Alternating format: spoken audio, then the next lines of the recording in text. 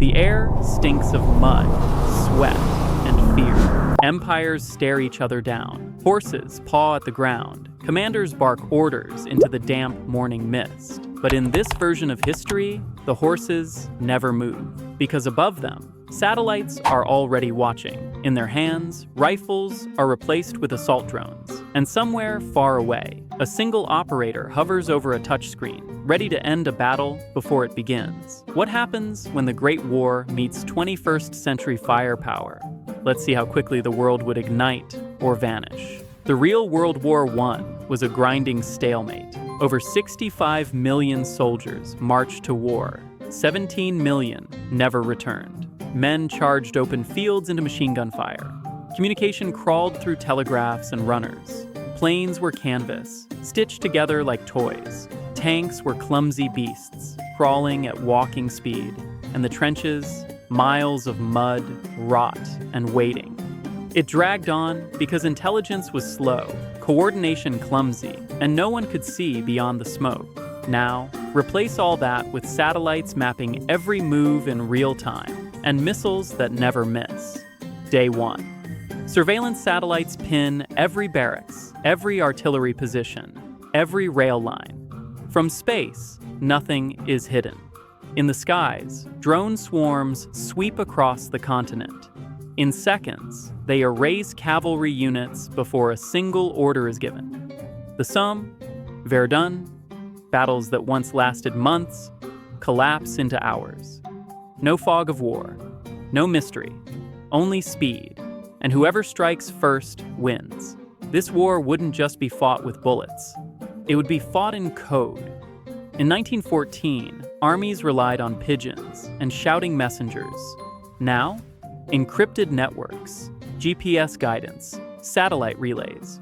But every system is a target. One hack into an enemy's satellites, one virus in their network. And suddenly, their drones crash, their missiles misfire, their armies are deaf and blind.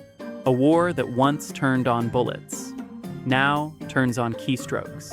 Trench warfare, the grinding, defensive slugfest of the old war, dies instantly. Thermal scopes turn night into day. Camouflage becomes useless. A hypersonic missile can flatten a command post in 10 minutes before the officers even know they've been spotted. Front lines blur.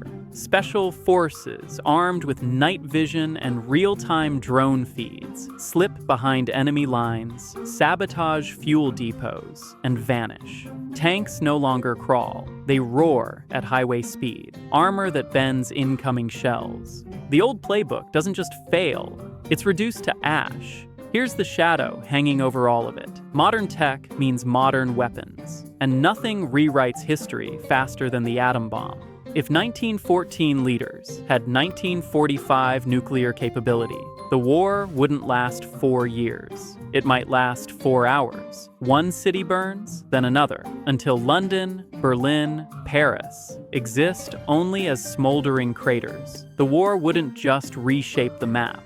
It might erase it entirely. In this war, civilians aren't just bystanders. They're targets, not from bombs alone, but from information itself. Social media becomes a weapon. Propaganda is no longer posters on walls. It's viral videos, deepfakes, and weaponized algorithms. Power grids fail. Hospitals go dark. Water pumps stop. The front line moves into living rooms, not trench versus trench, but truth versus lie, data versus data.